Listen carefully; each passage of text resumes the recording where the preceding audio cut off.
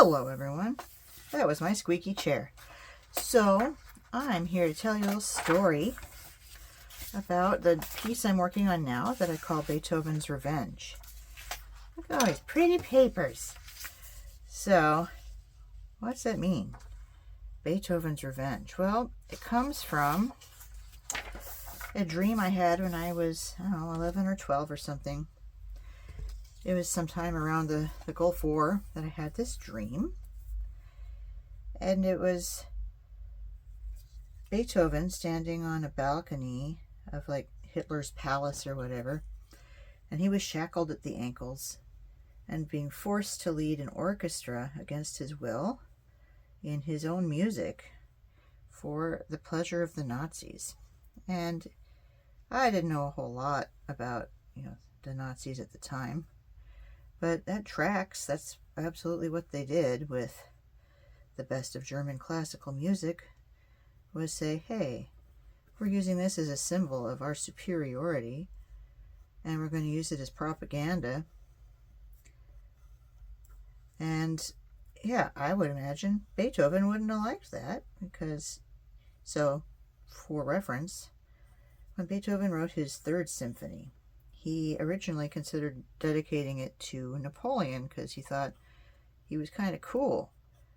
And then it turned out, hey, Napoleon invaded Vienna and just started killing people and pillaging. And so Beethoven very, very harshly crossed out the dedication to Napoleon and dedicated it to the heroes of the resistance, basically. And that's why the Third Symphony is called the Eroica. So yeah, Beethoven didn't want to be used by tyrants. He was very anti-tyranny.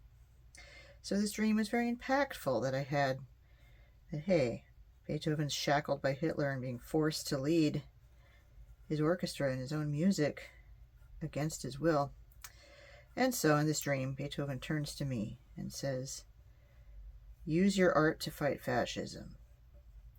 And I never forgot that. All this time, I woke up with a start and was like, oh my God, I have no idea how to do that.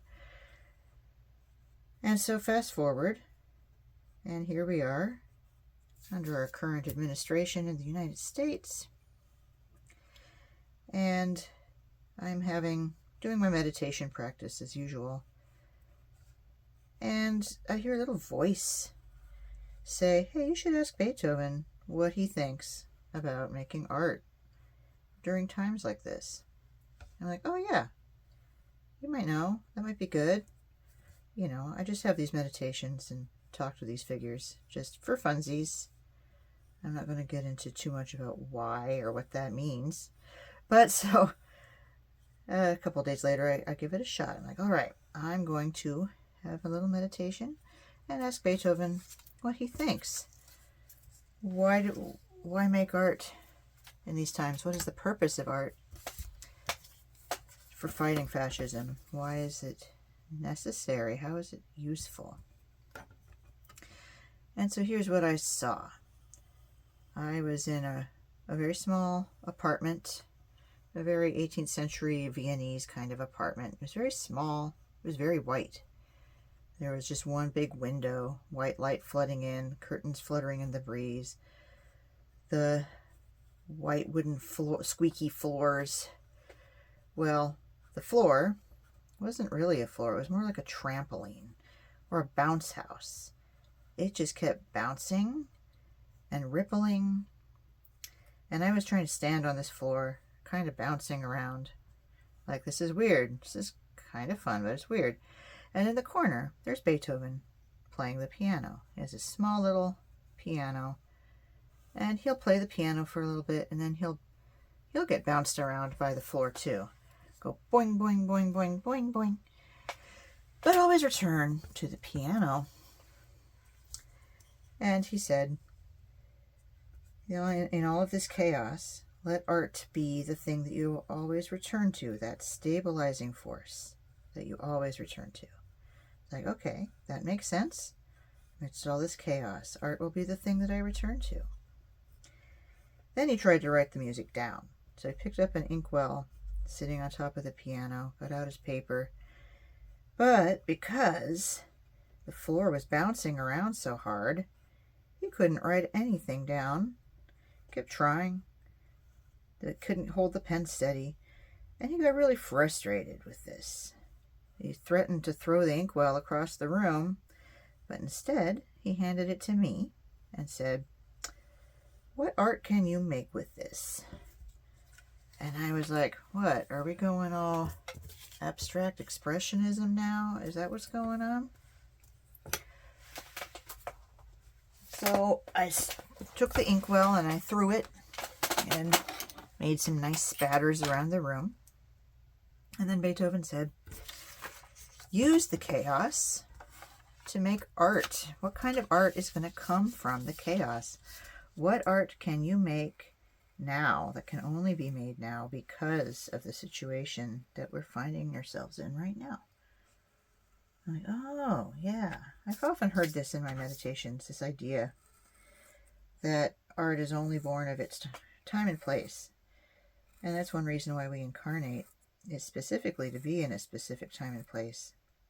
A lot of times because of what we can create out of it. I mean, I have a lot more to say about that, but that's not what this is about. But yeah, we can only make art that is born of its time and place. Even when we're trying to make something that sounds really, or looks really legitimately old, of another place and time and era, we can't. It's still going to be very much of our time and place.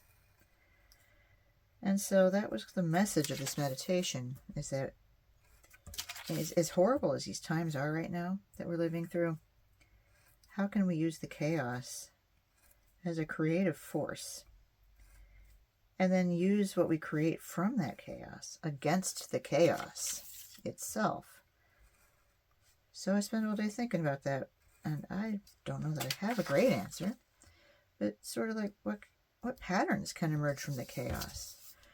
And that's a part of why I like working with pattern collage, is it looks like chaos, but it's not. It's all very controlled. You can find the patterns there if you look, and you can make of them what you wish. So just thinking, what kind of art can I make that would use the chaos against itself? And then fast forward to a few days later, and I'm listening to the radio, to the classical station, and they're about to play Beethoven's Fifth, and they tell the little story of what Beethoven's Fifth meant to the European allies fighting in World War II. You're like, well, that's interesting. And they said that those first four notes, da da da da, that's Morse code for V, for victory. So they used symbolically, and they would play Beethoven's Fifth on the radio as sort of a rallying cry to the Allied forces, saying, hey, we've got these Nazis. We can win. We just have to keep victory in our sights. And so it became like kind of a martial call saying, we have victory. He's coming. He's coming. And I thought, what a freaking great revenge for Beethoven, who was being used as propaganda by Hitler. And then the Europeans came and they took it back and said, no, we're using it. We're using it against you. So I thought, hey, I'm getting an idea. I'm getting an idea for an artwork. And so that's how Beethoven's Revenge got started. And it's going to be my biggest piece yet. It's not that big. It's like 2 by 3 feet, which is big for me, because usually the work I make is this size. Wow. This is 8 by 8. So yeah, it's different trying to think big in 2 by 3 foot kind of measurements. It's huge. I mean, it's as big as anything that will fit on my work table. Not this work table. This is clearly my other one. And so what that piece is going to be is kind of like a big, chaotic, dark cloud of, potentially evil birds coming out of the peaceful blue, a nice peaceful kind of a blue, not even this lighter than that, like this kind of blue. And then the darker blues, and they get dark, much darker than this, like navy, really dark blue, come out like a big cloud. And then all around that is orange. So there's a orange light that comes out. And then it leads to like a kind of a peaceful blue-green. So the world has changed. It's peaceful again, but it is definitely changed after all that violence and chaos. And out of that big cloud of angry, dark blue birds comes a yellowhammer, which is a European songbird, not to be mistaken with the American yellowhammer, which is actually a northern, what we call a northern flicker here in Seattle. But the European yellowhammer has a song that goes deet deet deet deet deet deet deet deet, something like that.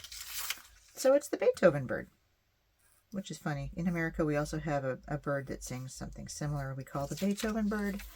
I think it's a white-throated sparrow, something like that. So we have this little yellowhammer singing Beethoven's V for Victory cry, popping out of the cloud of chaos. So that is the story behind the piece that I am working on now, that I call Beethoven's Revenge. And I want you to think about, how are you going to use the current chaos of world events in your favor? It's not going to feel like it's in your favor, but how can you use it as motivation? How can you use it as a propelling force? How can you use the chaos to just like explode out of it, to really make your purpose clear? Maybe you use this chaos to make art that you never thought you could make before. Maybe you use it to become an activist or find a new career path that helps people, or to focus more on your community and how you can help. Or maybe you use the chaos to get a new career path, get rich so you can donate more to charity. I don't know. But, there's a lot of energy, there's a lot of force out there, and you can use the bad things for good. That's just Tai Chi, right? You can use those difficult, opposing, violent enemy forces against themselves. There are a lot of ways to do that. There are artistic ways to do that. There are activist ways to do that. There are just general life ways to do that. So that's what I hope you'll start thinking about. How can you use the violence and chaos of the world against itself to make the world a better place?